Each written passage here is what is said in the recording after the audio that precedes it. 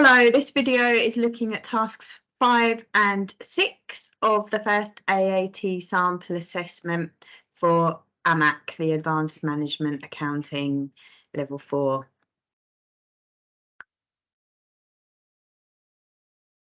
Okay, so task 5 is a 20-mark computer-based, computer-marked question.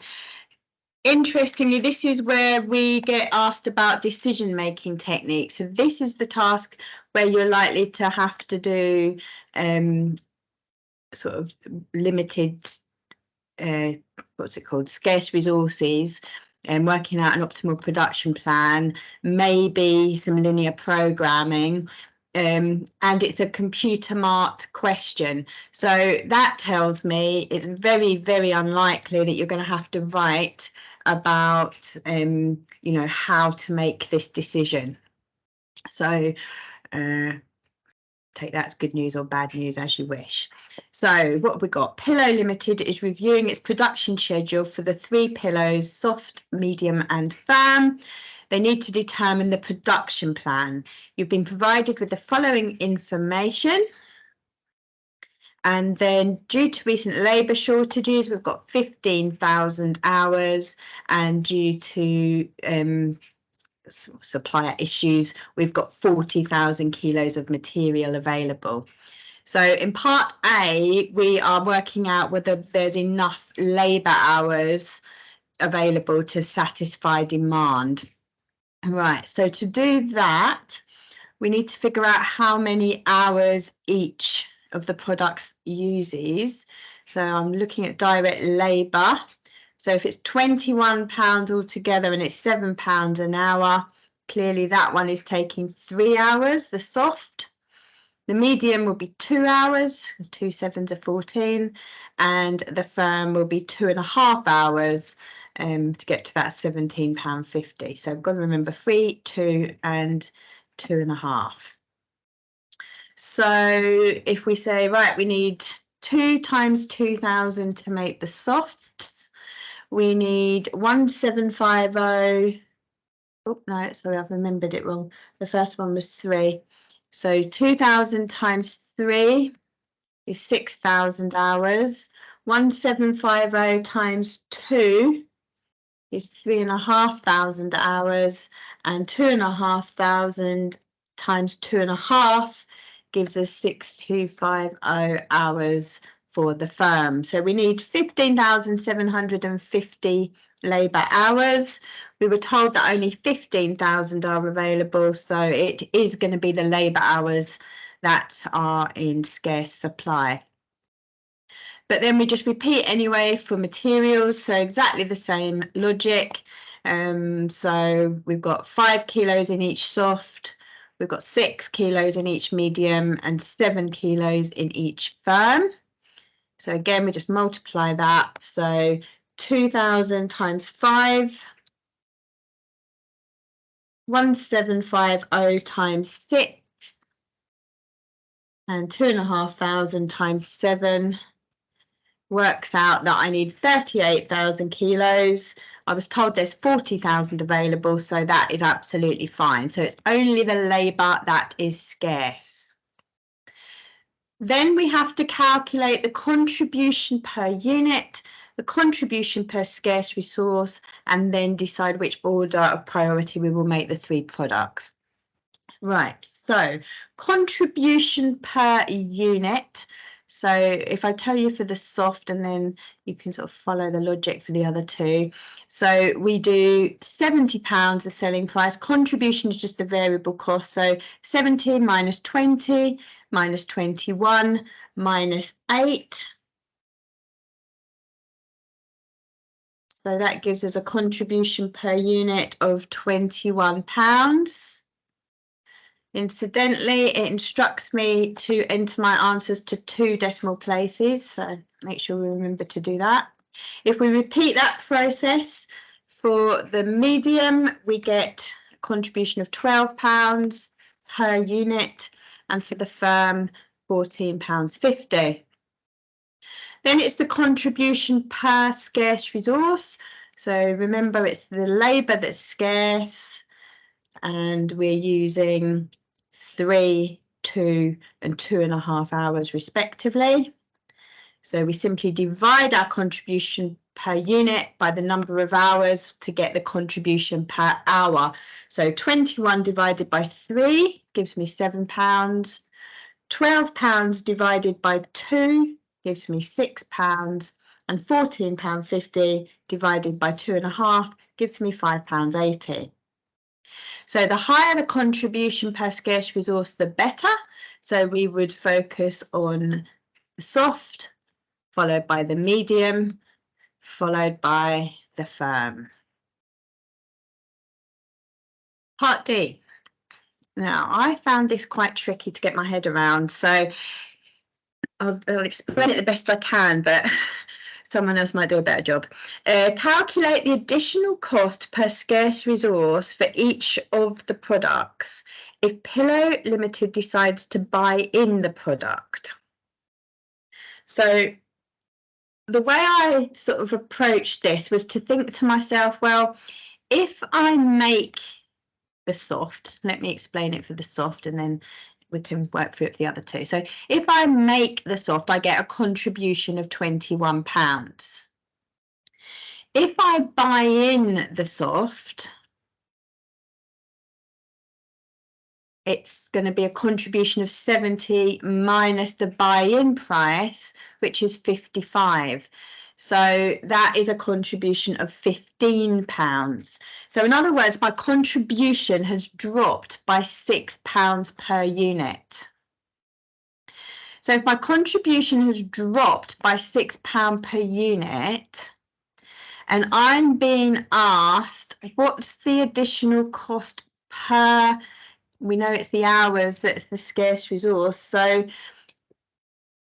if I'm dropping £6 per unit and I know that each soft takes 3 hours to make, if I do the £6 divided by 3, and basically it's the additional cost per hour for buying it in is going to be £2. I'm sure if I explained that very well, but let's try again with the medium. So with the medium, we've got, if we buy in, we've got a contribution of 60, subtract 54, which is £6. That's per unit. At the moment, it's £12. So we're missing out on £6 per unit. So for the medium, which takes 2 hours, if I do £6 divided by 2, that means it's effectively costing me £3 per hour.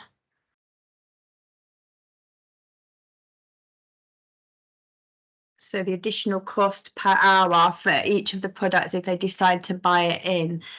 And then the same for the firm. So with the firm, it works out that the contribution per unit is now 9 compared to £14.50, which is a difference of £5.50. We do £5.50, divide by the 2.5 hours, gives me an answer of £5.50. Then it asks, identify which product Pillow should buy in if resources are scarce. So if labour is scarce, then you want to go for the one that's sort of working out with the lowest cost per labour hour. So you would want to buy in the soft. The bit I struggled with was like, we just worked out that it's better to make the soft. Now we're saying it's better to buy in the soft. So I'm not sure the two parts are related unless I'm missing something, but hopefully you can sort of see what's going on there in part D. Right, part E, identify whether the following statements about decision making are true or false. So using contribution to determine optimum production is useful for long-term decision making. No, it's short-term decision making. With long-term, we would have to start factoring in the fixed costs as well. And then a long-term plan is implemented for the year ahead using an annual budget. Yeah. Long-term plan is like looking for the year ahead using a budget, yeah, that seems to make sense, and that is the correct answer. So right, task 6, let's have a look at this one as well on this video. So task 6 is about specifically long-term decision making. So this will be your payback, your discounted payback, which we don't tend to spend too much time talking about. I don't know if there's, no, it's on the, must be on the other paper. Make sure you don't overlook discounted payback. So payback, discounted payback, net present value, internal rate of return, and annual rate of return. These could all feature in this task. Again, it's computer marked, so you're not going to have to write about it and explain it. You manage the accounts of a local farmer who's trying to improve his income streams. The farmer is considering turning one of the fields, which is currently used for grazing, into a car park, as it is next to the local hospital. He has asked for your advice on whether this would be appropriate. We've got some details of costs. So installation of the surface, which is going to last for 4 years, annual maintenance of the surface. A ticket machine, so we've got to buy that up front. So we've got the installation of the surface and the ticket machine part of the investment. That's got an annual maintenance charge. It's going to be worth 3,000 at the end of 4 years, and we're expecting 68,250 each year of car park charges. 10% cost of capital, and it gives us the discount factors. Right, so we're doing a net present value for the car park. Use minus signs to show if any net cash flow is negative. Enter the net cash flow and present value to the nearest whole pound. So net cash flow negative is a minus sign. Right, so years. We will start with year 0. So I expected it to be a drop down, but it isn't. That's fine. So I'm just typing these in. The 4 years of the project. Right. So initially we are spending 142,000. The installation of the surface plus the buying of the ticket machine. So that's 142,000 flowing out. So that's a minus. Discount factor in year 0, that's now, is always 1. So no discounting of money being spent right now. Okay, in 1 year's time, so we're going to get the income, the 68,250, but we're going to have to pay out the annual maintenance for the surface and the ticket machine. So 68,250 subtract 5,000 subtract 728 is 55,970. So we've got that same net cash inflow for the next 3 years, but then in the 4th year we've got the added bonus of £3,000 extra money coming in as the residual value of the ticket machine. So that brings us up to 58,970 in the 4th year. We then just copy in the given discount factors. Don't know why it didn't just pre-populate this. It's a bit of a pointless task just copying these in, but never mind. So all of those go in. I'm just copying them in. I've got the answer here, but I would obviously be copying them in from up above. Sorry, I'm just looking up. I've got a roof lantern and I was just seeing if it started to rain, bringing the bush in, but it's all right. So then we multiply across. So 55970 times 0.909, etc. So just multiplying each row. I'm being lazy here and just copying it in from the answer, but you get the idea. 42033, and then the last one 58970 times 0.683. 40277. The net present value is then just the sum of all this lot, so minus 142,000 plus everything else comes to 37,418. So it would be worth doing, because even after we've discounted the money, it's still positive. All right, you're not going to have to write about this and explain it, because there's never going to be a written part in this part, this task. Calculate the accounting rate of return for the car park. So accounting rate of return is the odd man out because it's the one that uses profit rather than cash flow. So they've kind of fed us into that quite nicely. So we have to work out what the depreciation of the assets is per year. So we know that we've spent 142,000 up front. We've got to then subtract the residual value, so that's 139,000, and then divide that by the 4 years, the useful life. So that gives us a depreciation figure of 34,750. Now that is relevant because our accounting profit for the year will be the cash flow that we calculated up here, so I've gone too far, the 55970, subtract the depreciation, because we know depreciation is a non-cash expense, so it will account for the difference between the cash flow and the profit figure that we now want. So 55970 subtract 34750 gives us 21,220. It then asks us for the accounting rate of return as a percentage, and it has told us the formula. So it kind of has to do that because there's two choices for the accounting rate of return. We can either divide by the initial investment, which we've been asked for here, or the average investment, and there's no way of knowing which one they want unless they tell you. So we can work this out now. The average accounting profit is the 21,220. The initial investment was the £142,000, and then we just times that by 100 and round to 2 decimal places. Should the project be undertaken? Well, with an accounting rate of return of 14.94% and a cost of capital of 10%, we were told earlier, then yes, it is worth building the car park because our accounting rate of return exceeds our cost of capital.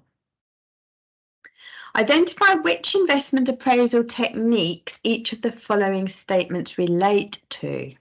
So recognises the time value of money. So which ones discount future cash flows? Well, not the accounting rate of return. Yes, the internal rate of return, which is the one where basically you're calculating at what discount factor do you need for your net present value to be 0. So yes for that one.